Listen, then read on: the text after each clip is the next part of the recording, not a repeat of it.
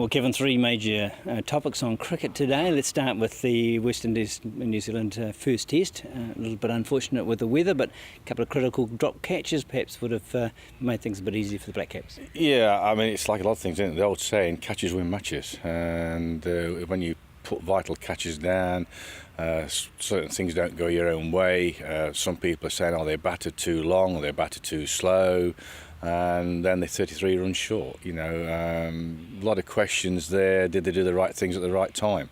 I mean, in hindsight, yeah, it's great, but the weather's come along and there's nothing you can do about the weather, and that could tell the game.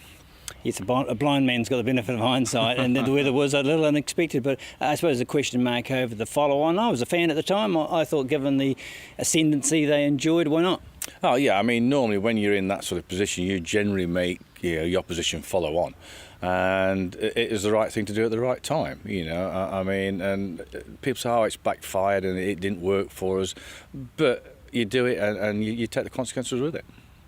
So what are the positives, I suppose? Would it be nice and cliche here they can take out of that? I suppose they did roll them cheaply. They put together a few centuries for a change. Yeah. I mean, it's great to see that the guys getting runs. I mean, they started off well in the first innings. You get people scoring big runs. You got McCullum there. He's got another 100 because he was due. A good score. He's been saying, I need runs, and he's finally done that. And it's good to see other people scoring as well, and they need to be doing that on a regular basis. If they get a big total first innings, it gives them something to play with. And I think the West Indies being competitive in the back half of the Test match just raises the interest in the series. Yeah, I mean, the West Indies came here not on a high really. They've been struggling now for the last few years. And people say, it's going to be an easy tour, not be very strong, but at least second time round. Very few sides bat poorly a second time. You tend to get bowled out for very little, but they always seem to back that up with a decent score, and they did that, and it showed that they have got strength there, and the batting, they played well there. Well, that's a nice segue into the next test, where England did bat better in the second innings, but they're far too shy in the first. Yeah, I mean, when you look at both sides at the moment, it's like one side wants to be there playing, and the other side, should we be out here or shouldn't we be out here? But when you drop catches in the first innings, which we could have basically bowled them out for around 300, just 350, you'd have been rubbing your hands together at that for a first innings. But you drop catches, they go and post a big score. We come out and bat, and to be honest with you, we didn't really bat, did we? I mean, they probably got a few wickets, they took some good catches, but then we played some poor shots. And when you play poor shots like that, you just give in the opposition wickets, and they made the most of it. And really, Ian Bell, I suppose, a lot on his shoulders. He looks equipped, but the others look a little bit, I don't know, it's not nervous, but they've lost their confidence. Yeah, it's like everything. When things go well for you, people don't think about things, you just go and play. But all of a sudden now they're going to be sitting around in the dressing room. I know they had a big team talk, after losing again. But I don't think they're trying to point fingers at each other. They all know they've made mistakes, but how do they get out of it? And you can talk all you like, but it's the performances in the middle that actually count. So hopefully going to Perth, dare I say it? I was reading up, I think we've won one test in about 20 in Perth, so we haven't got a great record there. But I know the guys, they all want to perform. They want to get a win back. They know they can still win, keep the earn. They've just got to perform. That's all. And suddenly we're making Mitchell Johnson look like Frank Tyson at his peak, isn't he? He looks unstoppable, and he's just not that good a bowler. I wouldn't say he's not that good a bowler, but we all know that he's had his troubled times this last year when things ain't quite gone right for him.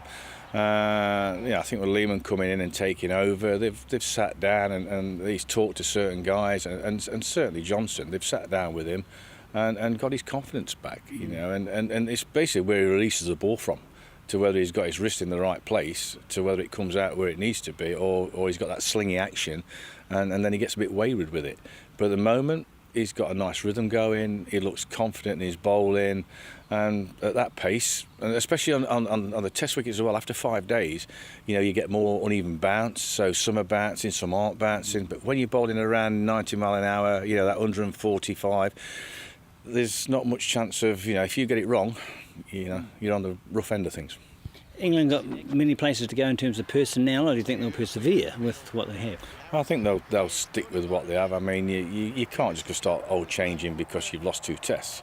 I mean, let's be honest. Australia's only won 2 tests, in the last year, basically. So, I mean, they're not jumping for joy at the moment, saying they've won everything. They know they've only won 2 tests, so they've got to keep progressing. I think we've just got to look at sort of our batting order a little bit. I know Joe Root came in at 3, and second innings he got runs. I still think he'd be better off down at 5 or 6. I still think Bell would be better at 3, to be honest with you, because Bell's he's batted there for numerous times, and he's always scored runs, and he's got the technique as well to do that. So that's where I see him being, to be honest. Well, certainly Bell is their best bat, isn't he? And you usually bat your best bat at 3 or 4. Yeah, you tend to do that. I mean, you've got your 2 openers, and really, your number 3's like an opener, to be honest with you, because if you do lose an early wicket, he's in against the new ball, and it is an important position. And with Jonathan Trott obviously going home, that's left that area a little bit vacant. But Bell, he's been there enough times to do that, and I'm sure if they put him there, he'll do a good job. And Tom Peterson performed. He's got a big reputation, and there's a lot of talk before the tour, isn't there? Oh, this is good. Anybody can talk, but performing is the other thing. I mean, we can all talk, a good talk, as they say. But runs on the board, making a score. That's where you talk. Is what you actually do. And okay, he got 50 odd, 60 odd in the second innings there, but he had to curtail his game because of the situation that we were in. But they know what to do with him now. They'll start peppering him with short deliveries because he can't resist. And what makes me sort of smile a little bit, the fact is that they put people out there. All right, you hit the ball, we'll put them there. You keep hitting them, we'll keep catching them. And let's be honest, if you look at the Australian fielding as well, the catching that they did in that second innings, some fantastic catches. And when you've got your fielding side supporting the bowlers like that, everything's just going for you, and I suppose they don't have to try too hard, do they? It's a tough task, though, no matter how England improve, you've got to win a couple, and that's no mean feat. Oh, no, I mean, if we can win the next 2 tests, I mean, even if we can draw at Perth and then win the next 2, we've still got the urn, so there's a lot to play for, and Australia, okay, they've won 2 tests, but it doesn't mean they're going to win the next one. We've just got to come out fighting and battle away and sort of take a bit of pride.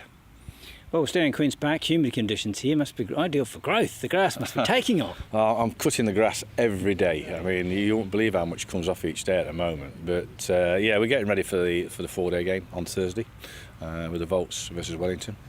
And just a little bit humid and a bit cloudy today, so we could just do a bit more sunshine just to bait the wicket a little bit more for us, but it's looking good at the moment. And what's the weather forecast for the entirety of the 4 days? Well, every day, look, it changes every day, so can I tell you when it happens?